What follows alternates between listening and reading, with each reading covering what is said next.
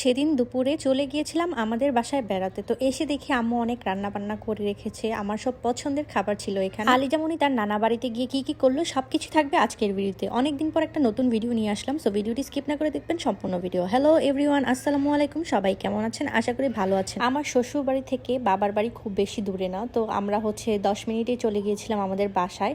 তো এখানে এসেই আলিজামনি খেলা শুরু করে দিয়েছে। সে তিতির পিছনে দৌড়াচ্ছে, তার তিতি অনেক বেশি পছন্দ। সে বাসায় ঢুকবেই না, সেখানেই খেলা করবে, এরকম একটা অবস্থা। তো আমরা বাসায় গিয়ে দেখি আম্মু অনেক রান্না বান্না করছে। এখানে পোলাও রান্না করা শেষ, বিফ রান্না করে ফেলেছে, তারপরে এখানে খাসির মাংস রান্না। বাচ্চারা একসাথে হলে যা হয়, ওরা এখানে অনেক হই হুল্লোড় করছিল, খেলা করছিল, অনেক মজা করছিল। আলিজামনি তার নানুর বাসায় আসলে অনেক বেশি এনজয় করে। এখানে মানাহিলের সাথে খেলা করতেছে খেলনা দিয়ে। আর এদিকে আমি দেখাচ্ছিলাম আম্মু কী কী রান্না করেছে। এখানে বিফ কাবাব রান্না করেছে, চিকেন কাটলেট রান্না করেছে, আমার অনেক পছন্দ। আর চিংড়ি মাছ ভুনা তো আমার এত বেশি ভালো লাগে আম্মুর হাতের। আমার আম্মুর হাতের রান্না সব কিছুই অনেক মজার। আমার মায়ের হাতের যে কোনো রান্নাই আমার অনেক পছন্দের। এখানে দেশি মুরগি রান্না করেছে, এটা আমাদের বাসার মুরগি, তো এটা আমি আসবো বলে জবাই করে রান্না করেছে। আর এদিকে চিংড়ি মাছটা আমার কাছে এত বেশি ভালো লেগেছে।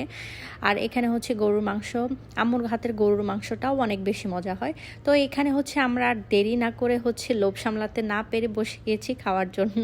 এখানে খাসি মাংস ছিল, ডাল ছিল, তো আমি বসে গিয়েছি খাওয়ার জন্য।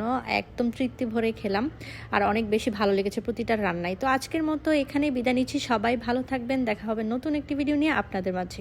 আর ভিডিওটি যদি ভালো লেগে থাকে তাহলে অবশ্যই like, comment, share and follow করবেন। আল্লাহ হাফেজ।